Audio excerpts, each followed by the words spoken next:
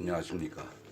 지금부터 인생병법 신의 한 수라는 좋은 책을 가지고 구독자 여러분과 함께 그 좋은 내용을 공유하고자 합니다.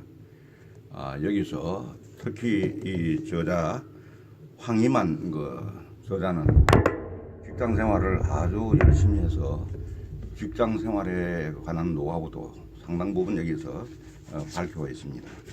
이 황희만 저자는 1945년생으로 서울대학교 법과대학 법학과를 졸업하고 제15회 변리사 시험에 합격하고 현대자동차 기획실 특허과장을 거쳐서 대한변리사회 공보이사 및 업무이사, 사단법인 아시아 변리사회 한국부회 섭외이사, 국제산업재산권 협회 한국협회 법제이사 및 상임이사, 그리고 또 국제변리사 연맹 한국부회 부회장, 또 국제라이온스 협회 354A 지구 헌장위원, 서울대학교 총동창회 이사, 동대학교 법과대학 동창회 상임이사, 재단법인 성남장학문화재단 감사, 사단법인 AIPI 한국협회 부회장, 서울특별시 검도회 회장, 황희만 특허법률사무소를 운영하고 있습니다. 그래서 이 황희만 저자는 특별히 편저라해서 이미 나와 있는 좋은 내용들을 토대해서 잘 정리해서 구독자에게 도움을 주기 위해서 이렇게 잘 정리를 했습니다. 특히 여기 보면은 우리가 살아가면서 알아야 할 인간관계 맥 220가지를 여기에 인생병법 신의 한 수에 잘 녹아내려 있다고 이렇게 볼 수가 있습니다. 여기 보면은 인간관계의 맥을 짚어라. 인생병법에서 가장 중요한 것은 인간관계이다. 이렇게 자신에게 얘기하고 있고, 특히 정보기술 시대에 필요한 인간관계는 정보기술이 차지하는 가치가 엄청나다고 할지라도 그 가치를 가치 있게 만들기 위해서는 인간관계가 뒤따르지 않으면 그 가치는 쓸모없게 되곤 한다. 물론 인간관계는 그 시대가 요구하는 문화적, 경제적 여건이 수반되는 기술을 요구한다.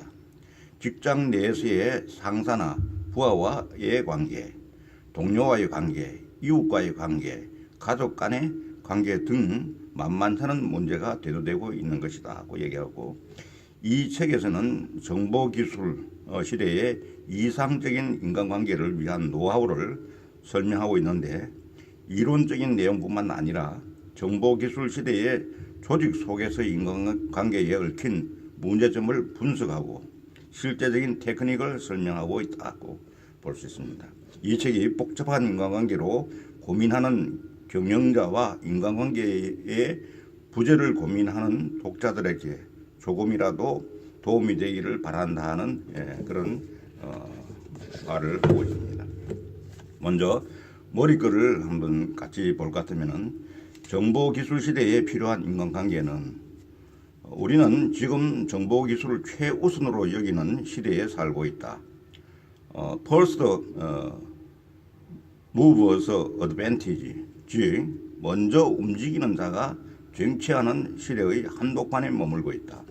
하지만 현대인이 살아가면서 부딪히게 되는 여러 가지 문제 중에서 인간관계가 차지하는 비중은 말로 다 표현할 길이 없다. 이렇게 얘기하고, 이 책에서는 정보기술 시대의 이상적인 인간관계를 위한 노하우를 설명하고 있는데, 이론적인 내용뿐만 아니라 정보기술 시대의 조직 속에서 인간관계에 얽힌 문제점을 분석하고 실제적인 테크닉을 설명하고 있다.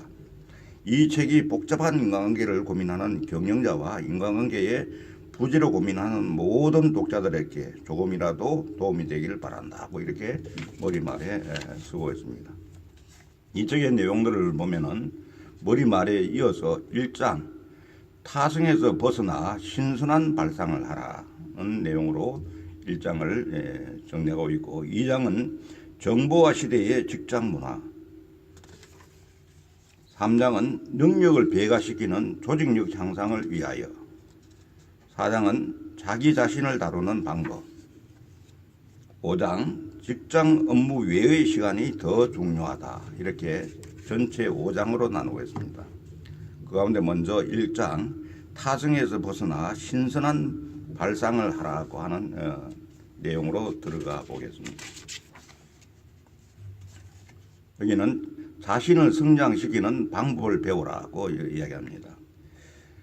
이제는 자신을 의지하고 믿을 수 있는 존재로서 성장해 나아가지 않으면 안 된다는 것을 뼈저리게 느낄 때가 온 것이다. 발상의 전환, 가치관의 전환, 인생관의 전환을 이루지 않으면 결국 구시대의 유물로서 뒤처지고 말 위기에 직면하고 만 것이다. 이제는 자신에게 있어 정말 재미있는 것은 무엇일까를 생각하고 그것을 실현시키고자 해야 한다. 그러한 행동력을 터득할 때쯤이면 모두들 건강한 자신을 발견하게 될 것이다.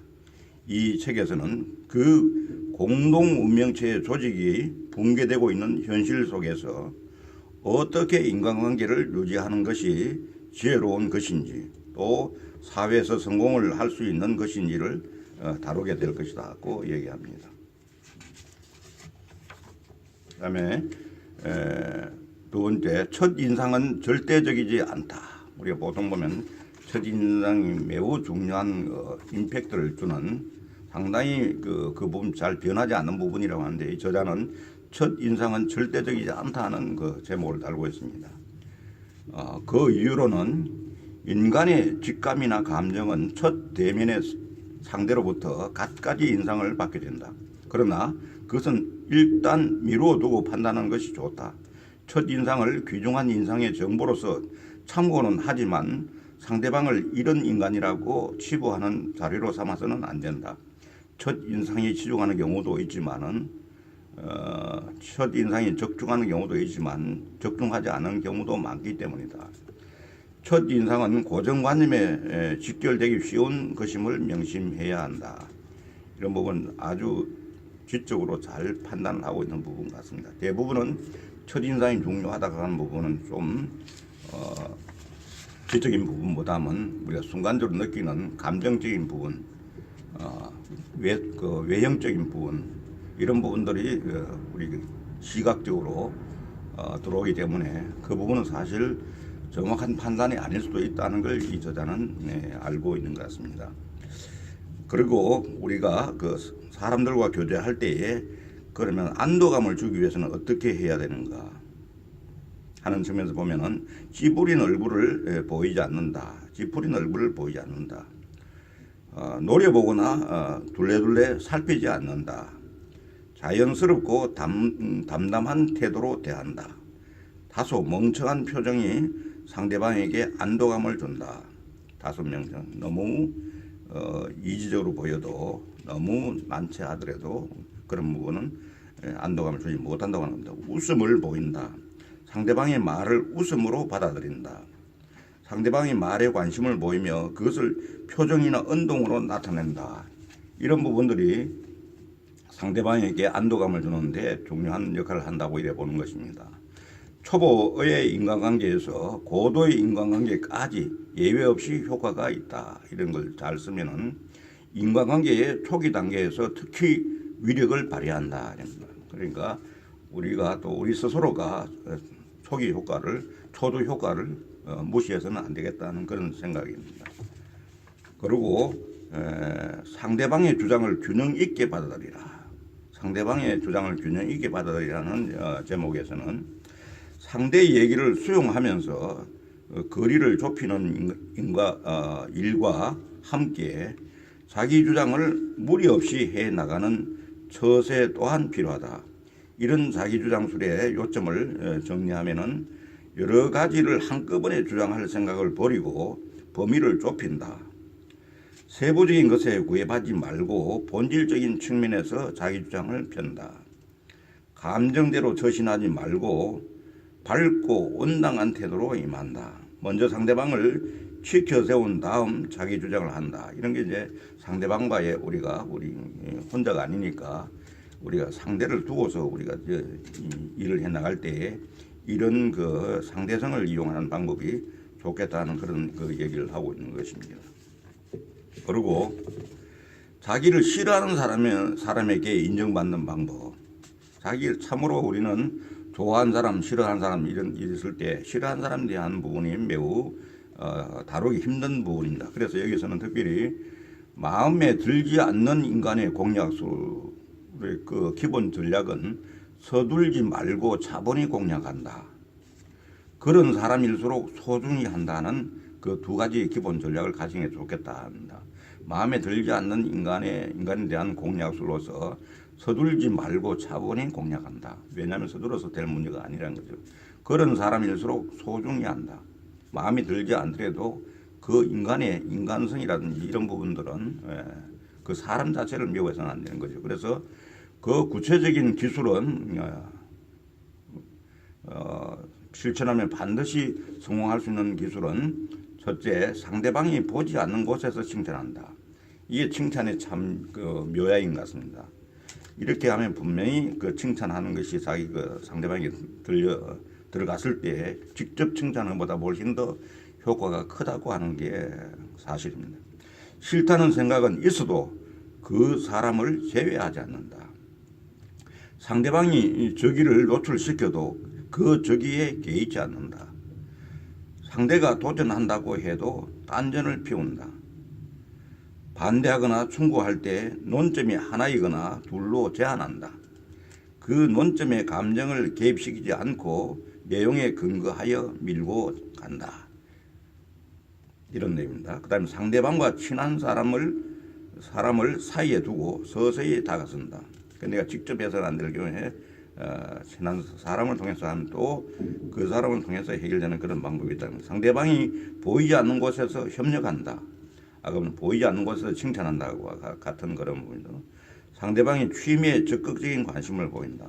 이런 10가지 사항들은 마음에 들지 않는 인간에 대한 그 공략술로서 기술적인 부분이라고 이렇게 보고 우리가 실천을 할 필요가 있는 것 같습니다. 다음에는 서로 존경하는 인간관계를 유지하는 게 또 중요합니다. 서로 존경하는 인간관계에서는 적극적인 인간관계, 건설적 창조적인 인간관계, 서로를 존경하는 인간관계 이렇게 세 가지를 어떻게 구축할 것인가 여기에 초점을 두는 것이 필요하다 이렇게 보는 것입니다. 그 다음에는 대인관계에서 생기는 세 가지의 행동 유형을 보면은 대인관계에서 인간관계 또는 대인 행동에는 크게 나누어 세 가지 유형이 있다고 합니다. 안으로 틀어박혀 수비를 굳히려는 방위형, 공격하고자 자기 주장을 일삼는 공격형, 양자의 거리를 두고 기회를 엿보는 관망형. 이렇게 국민성을 비교하다 보면은 뭐 꼭 그런 건 아니지만 한국인들은 대체적으로 일반적으로 방위형이며 미국인은 공격형이고 관망형은 신랄하기로 정평이 있는 프랑스형이다 이렇게 얘기합니다.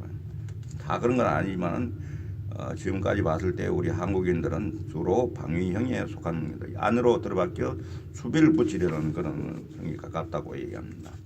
소심한 사고방식에서 벗어나라고 하는 부분에 있어서는 인간관계가 원활하지 못한 사람의 경우 그 근본 원인을 분석하면은 근본적인 인생관에 문제가 있는 경우가 있고 근본적인 인간관, 자아관, 대인관계에 문제가 있는 경우가 있고 그 사람의 과거로부터 현재까지 인간관계, 인간 체험이 건전하지 못한 그런 경우들이 있다고 그럽니다.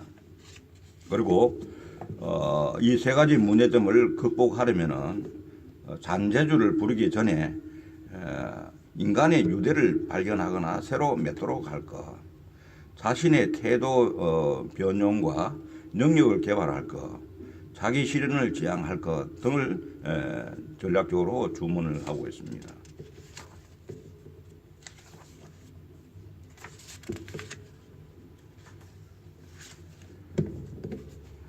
그리고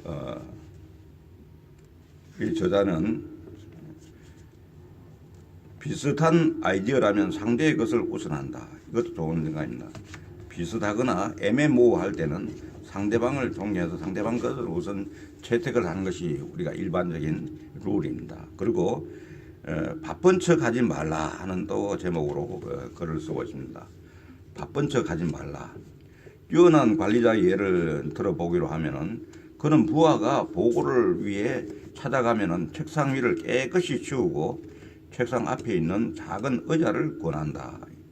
이런 얘기를 합니다.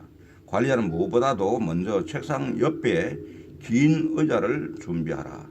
시선의 높이를 맞추기 위해서다. 선체 보고하는 직원과 앉아서 보고를 듣는 직원의 경사각을 이루는 시선이 때로는 냉정해야 할 대화의 방해 요소가 되기도 한다. 이렇게 얘기합니다. 그리고 겉만 보고 쉽게 판단하지 말라.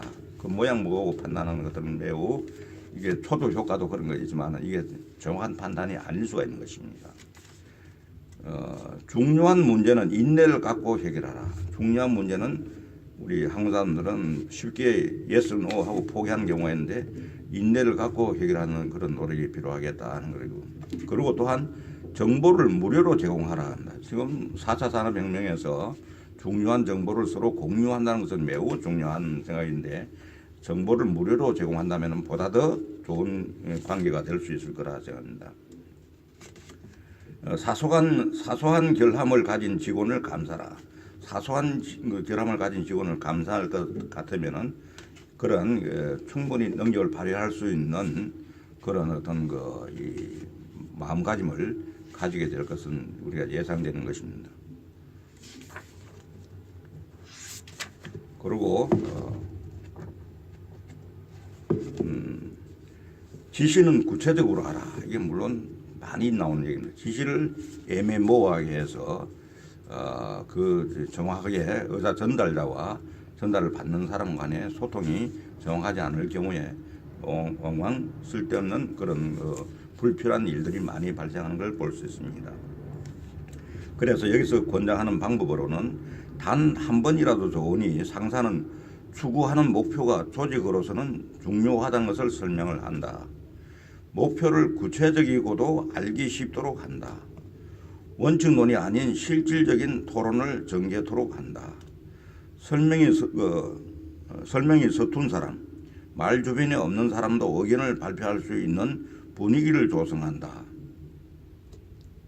방향 결정이나 결론 도출은 빠를수록 좋기는 하지만은 서두르지 않는다. 이런 부분들을 우리가 말하자면은 잘 할 것 같으면은 전체적인 어떤 그 합심을 유도하는 데 도움이 될 것이라는 그런 얘기를 합니다.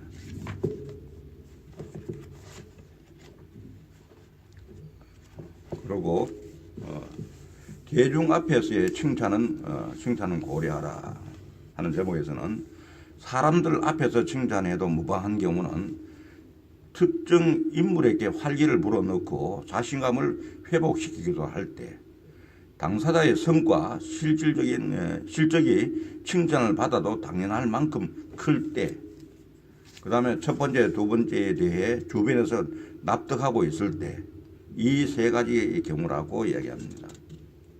그리고 때때로는 스킨십을 구사하는 게 필요하다고 그럽니다. 싫은 내색을 하는 이유로는 겉으로는 내색하지 않지만 상대방을 싫어하고 있다.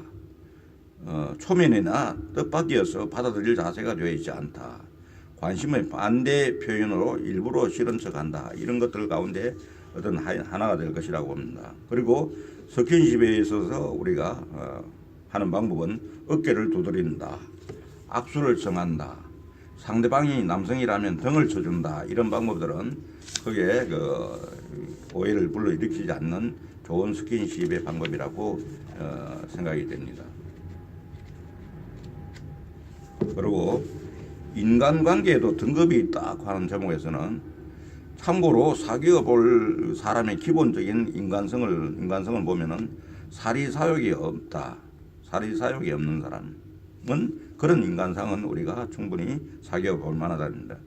자신의 사고방식을 가졌다. 자신의 어떤 철학을 가지는 사람, 배려, 겸손 등 인간적인 정감이 있다. 자극을 주고 격려를 해주는 사람이다 할 때는 우리가 기본적으로 우리가 사귀어 볼 만한 그런 인간상이라 볼 수 있고, 반대로 가까이 해서는 안 될 유형은 무신경한 사람, 남의 일에 거의 신경을 쓰지 않는 무신경한 사람, 음흉한 사람, 이런 사람은 아주 위험한 사람이죠. 잘못하면은 같이 빠져들면 곤란한 사람들, 결단력이 없는 사람, 가진 정보도 없고 권태를 느끼게 하는 사람, 이런 사람 누구나가 좋아할 사람이 없겠죠. 당연하게 피해야 할 사람이다 이래 보는 겁니다. 그다음에 호감을 사는 사람이 성공한다. 호감을 사는 사람이 성공한다. 이런 제목에서는 지지를 받는 관리자의 공통 요소가 어떤 게 있는가 보니까 인간적으로 맑다, 성격이 깨끗하다, 지시나 회답이 명확하다, 판단이 적절하다, 믿을 수 있다, 상담에 응해준다, 업무의 수행 능력이 있다. 이런 사람은 지지를 받는 관리자라고 볼 수가 있고, 지지를 받지 못하는 관리자의 공통 요소는 인간적으로 어둡다, 끈질기며 고집스럽다, 아무런 지시가 없다, 회답이 없다, 우유부단하다, 이런 것들은 우리가 좋아할 사람이 없겠죠. 그리고 정확한 상황 판단이 필요하다고 하는 제목에서는 적절한 판단, 지시, 보고가 가능한 사람이 되기 위해서는 무엇이 필요한가를 우리가 확인해 보니까 상황을 제대로 파악하고 있다, 이런 것들이 필요하다는 거예요. 적절한 판단, 지시, 보고를 제대로 하려고 하면 상황을 제대로 파악하고 있다, 업무의 우선순위나 중요성을 충분히 인식하고 있다, 이것이 필수 조건이라고 해도 좋겠다는 그런 얘기입니다.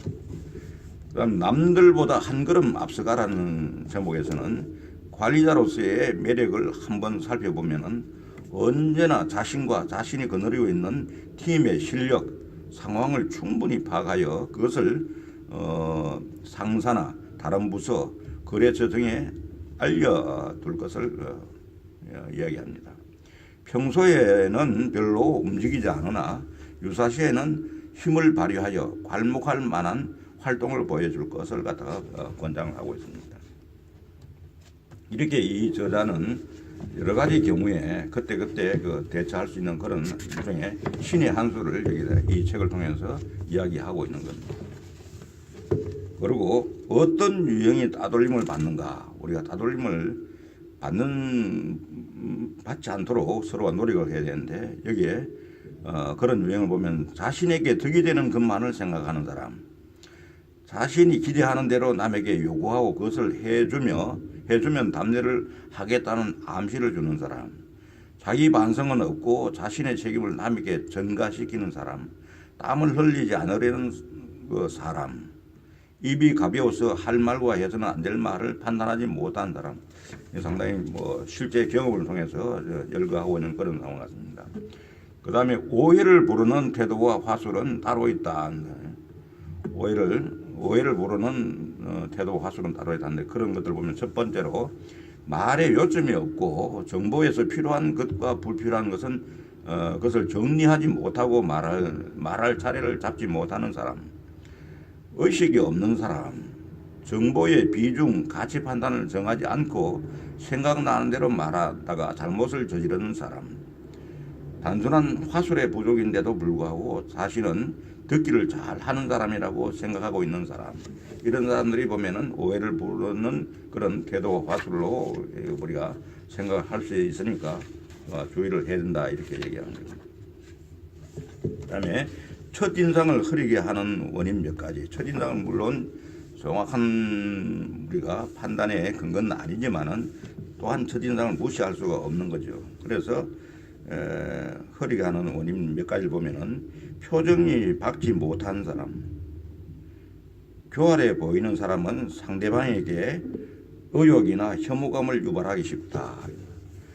단정하지 못하거나 촌스러운 사람, 이상한 거칠애가 그 사람의 마음가짐으로 해석되어 인상을 흐리게도 한다. 분수를 모르는 사람, 인사를 하는 동작이나 명함 교환의 동작 하나에도 상대방과의 거리를 알고 있느냐 모르고 있느냐 하는 사람됨이 섬에 있는 사람.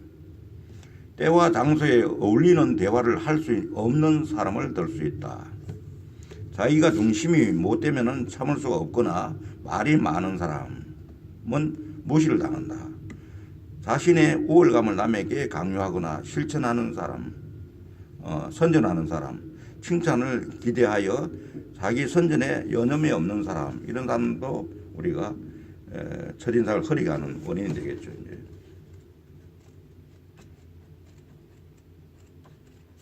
이렇게 이 저자는 이 편지를 통해서 잘 그 신의 한 수를 정리하고 있는데, 마지막 5장에서는 직장 업무 외의 시간이 더 중요하다. 이제 시간 안배를 이야기합니다. 그래서 업무 시간은 하루 중 절반으로 족하다. 우리가 집중력을 가해서 한다면은 절반의 시간으로 충분히 업무를 할 수가 있다는 거죠. 나머지는 준비한다든지 미래에 대한 대비라든지 자기의 어떤 그 충분히 그 다른 부분을 더 우리가 할 수 있다. 그 다음에는 여기 더욱 소중한 것을 찾아라. 지금 하고 있는 일이 80이라면은 더욱 소중한 일, 미래에 관한 일들은 한 20% 내지 30%는 할당을 해서 늘 꾸준히 해나가는 게 어떤가, 이런 생각이 듭니다. 자신에게 성실하라. 혹은 또 자신을 포함한 가정, 이런 것도 우리가 무시하지 못한다.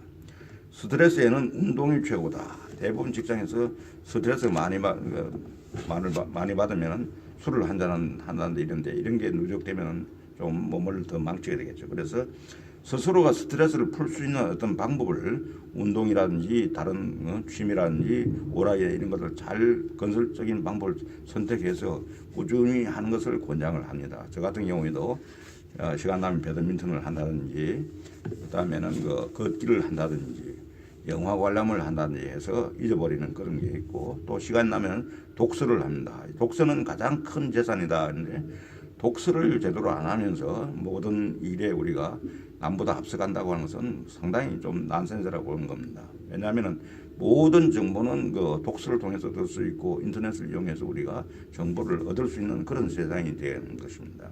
가정을 어떻게 생각하는가? 이게 항상 과거에는 가정을 후손으로 이렇게 소홀히 하는 경우가 많은데, 지금은 가정과 회사의 일과를 잘 바란스를 유지하는 것이 매우 현명한 방법이라고 감히 말씀드리면서, 오늘 이 저자의 인생병법 신의 한 수는 진짜 그때 그게 꼭 맞는 그것만이 오직 우리가 인생을 살아나가는 데 있어서 큰 중요한 맥이 되는 220가지를 우리가 그 가운데서 더 중요한 것들을 위주로 해서 살펴보았습니다. 감사합니다.